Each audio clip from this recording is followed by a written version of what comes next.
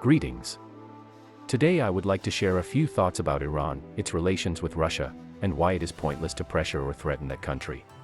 Curses, which have been flying to Tehran from Washington and Kiev, are the most convincing evidence of Iran's military technology significance even for those who are not experts in such issues.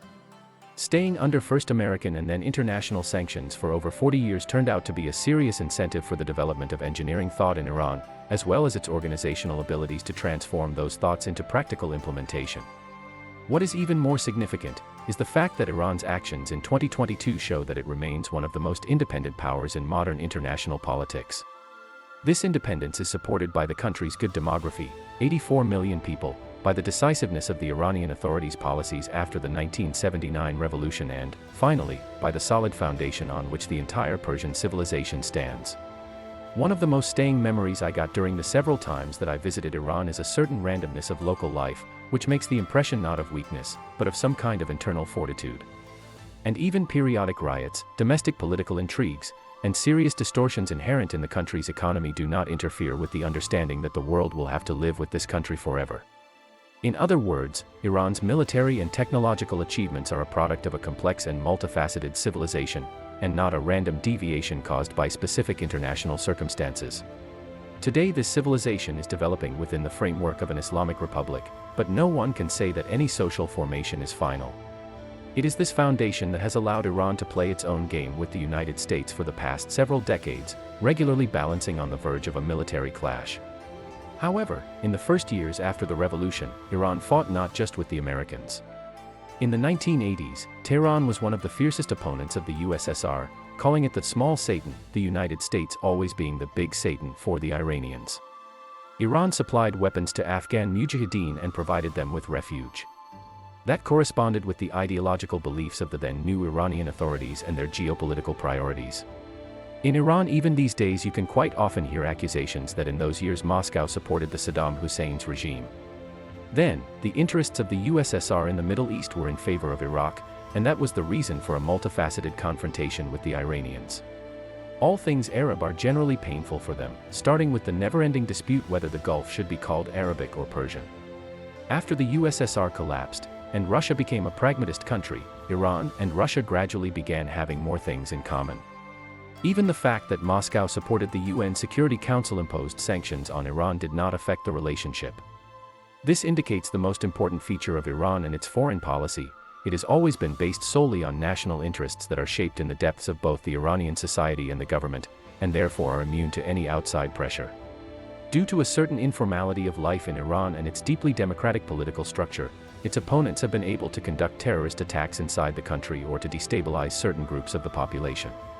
Israel has been actively engaged in the former, while the latter is within the operational domain of the United States, Britain, and the Arab neighbors.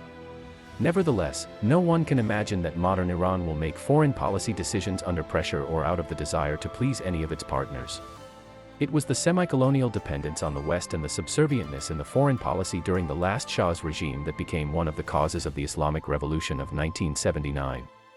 The humiliating memory of the past is still an important part of the Iranian national identity. Considering all that, it would be rash to think that Iran can become a Russia's ally in the manner of, say, Belarus. Now Iran and Russia have a great relationship, but they are unlikely to become allies in the Western sense of the word. Iran will always remain independent. Whenever any foreign party, including Russia, is interested in working with Tehran, it must understand how its actions fit into Iranian interests. Currently these interests are quite diverse: maintaining peace in the South Caucasus, restraining Turkey's ambitions, supporting the Syrian government, pushing the United States out of the Middle East, applying certain pressure on the Arab neighbors, etc.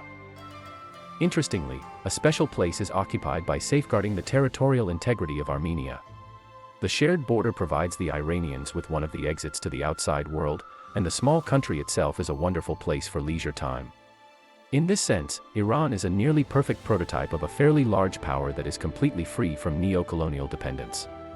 Entering into a relationship with Iran, Moscow well realizes that Tehran is not seeking to become a Russia's client for getting free resources or military protection.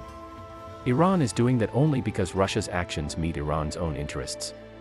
Conversely, if you look closely enough, this is exactly what more and more countries in the Arab world, Asia, or Latin America have been doing as well. Of course, not everyone enjoys such a degree of freedom as Iran, but by the same token, not everyone is ready to take similar risks either. The multipolar world of the 21st century will be a set of powers of different sizes, striving for the most independent foreign policy possible and a maximal freedom of actions. Russia appears to have learned to work very well in this environment.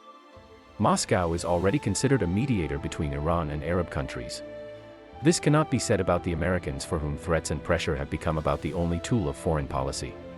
Iran's uniqueness is that it's set on the path of combating the liberal world order at a time when the prospect of the collapse of this international system was not even conceivable. In the 1980s, China was a reliable partner of the United States. It was busy gobbling up American investments and technology, and was well behaved. India and other large developing countries could not imagine a possibility of any opposition to the West. In a sense, speaking from extreme positions, the Islamic Republic over the past 40 years paved the way to those middle and even small states that do not want to remain in the humiliating dependence on the USA and Europe. Currently, Russia is in a privileged position. Due to various circumstances, it has become somewhat of a ram that is destroying the monopolar neo-colonial system of the collective West. The support of Russia's actions outside the West is almost universal. Its specific manifestations vary depending on the degree of the anti-American attitude of a particular country. Historically, in Iran this attitude is the most prevalent. Not to mention the fact that the US support the biggest Iranian antagonist, Israel. Nevertheless, any manifestations of imperialism by Russia would become, as happened with the USSR, the cause of serious contradictions with the Islamic Republic. But this is unlikely to happen. Modern Russia is not striving as it was during the Cold War, to spread its ideology or dominance. The pragmatism and restraint of Moscow's policy is the best guarantee that in the future its relationship with Iran will be very productive. And that was the view from the Red Corner. Thanks for listening.